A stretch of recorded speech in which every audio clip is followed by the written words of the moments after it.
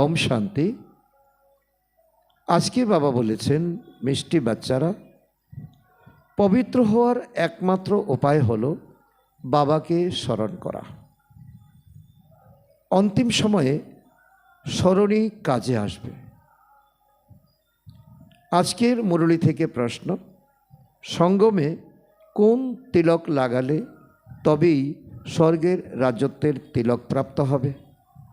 উত্তর, সঙ্গমে এই তিলক পরো যে আমরা বিন্দু, আমরা শরীর নই।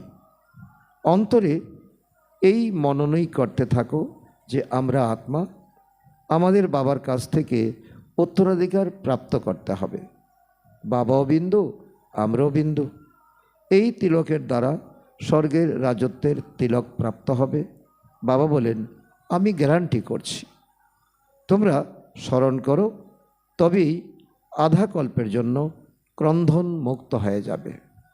এই মায়ার জগতে আমরা অল্প সুখ বেশি দুঃখ ভোগ করছি, তাই প্রায় প্রতিদিনই আমাদের কান্নাই কান্না।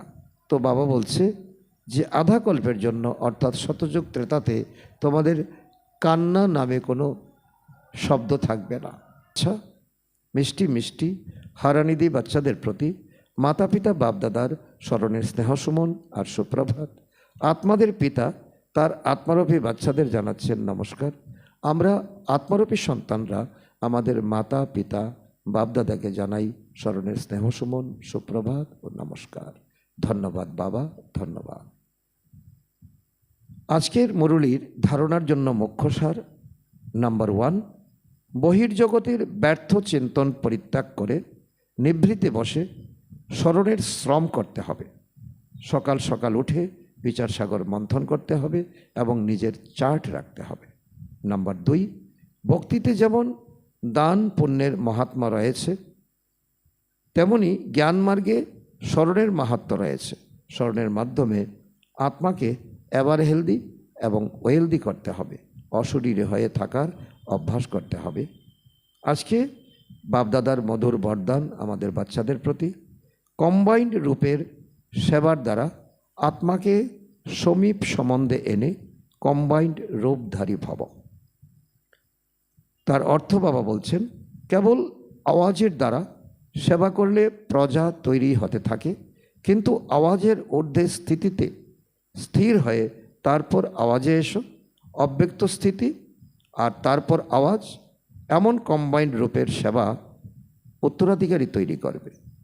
আওয়াজের দ্বারা প্রভাবিত হওয়া আত্মারা অনেক আওয়াজ শুনলে আবাগমনে এসে যায়, কিন্তু কম্বাইন্ড রূপধারী হয়ে কম্বাইন্ড রূপের সেবা করো, তাহলে তার কোনো প্রভাব কোনো রূপেরই পড়তে পারে না। আজকের স্লোগান, সাধনে অসীম জগতের বৈরাগ্য বৃত্তির সাধনা মার্জ হতে দিও না।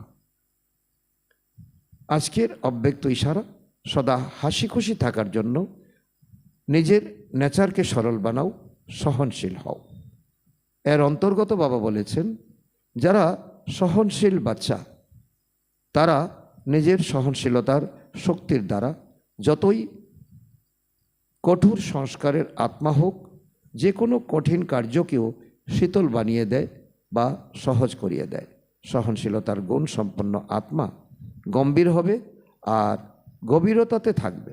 তারা কখনো ঘাবড়ে যাবে না, গভীরতাতে গিয়ে তারা সফলতা প্রাপ্ত করবে।